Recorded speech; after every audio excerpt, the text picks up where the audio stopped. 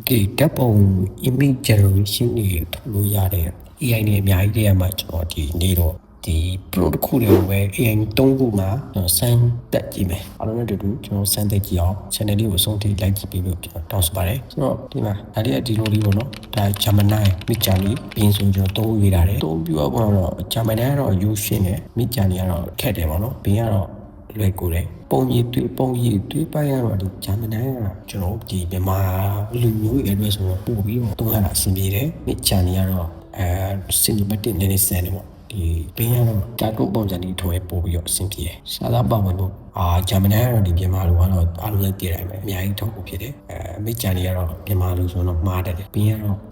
မြန်မာလူမထုတ်ပြနိုင်သေးဘူးဒီစားသားကိုတော့ပြီးရေးပေးနိုင်တယ်ပေါ့နော်အစီအလုံးနေရတော့ဒါ Gemini ကတော့ free သုံးလို့ရပြီးတော့ Midjourney ကတော့ပတ်စံပေးမှသုံးလို့ရတာပေါ့နော်ဘင်းရတဲ့အခမဲ့တော့ရှိရပေါ့နော်ဒါမြန်မာစာ prompt ဆိုတော့ဒီ Gemini ကတော့မြန်မာလူရေးလေးရတယ်Midjourney ကတော့ဘယ်ရနိုင်ဘင်းလည်းမရဘူးပေါ့နော်စမ်းကြည့်ရမယ်ရင်တော့ဒီဒါကတော့ဒီမားကျိုးပေါ်မှာရှိတဲ့ဒီကြောင်းအာကတစူးစမ်းလေးလာတဲ့ကြောင်းပေါ့ဗျာကြောင်းတစ်ခေါက်ပေါ့အာကတရေမှုအောက်ကျွန်တော်ကအရင်ဆုံး Gemini နဲ့ကျွန်တော်စမ်းကြည့်ရမယ်ပြီးသူကပုံရဲ့ style ကိုခိုင်းနေ sport style ကိုကျွန်တော် round လေးပဲကျွန်တော်ပြလိုက်ပြီအခုမှ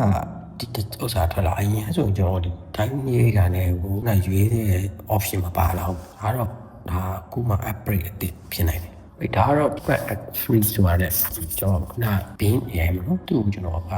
free try နဲ့တုံးမယ်ဟိုမျိုးပဲဘော်ထဲမှာတော့ကြိုက်တာ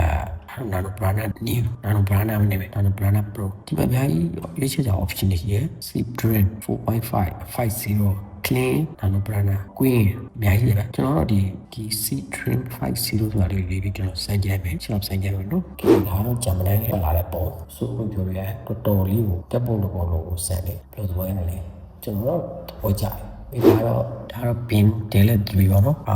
သူကကျတော့ခုန Nano Brana လောက်တော့တိတ်မှပြဖို့ပြနေကြောင်ကြီးရတကယ်ကြောင်စစ်ပုံစံတုံးပေးထားတယ်အမေသူကလည်း free ရယ်ဗျာသူကတော့နှစ်ပုံထုတ်ပြီး option နောက်ဆုံးကတော့ဒီ Midjourney ကိုကျွန်တော် free သုံးနိုင်ဆိုတော့ဒီမှာ AI နဲ့ကျွန်တော်စမ်းထားတယ်သူကတော့ပိုတော့မှာဖြစ်တယ်သူက image pro ပြန်ရေးပြီးတော့မှစ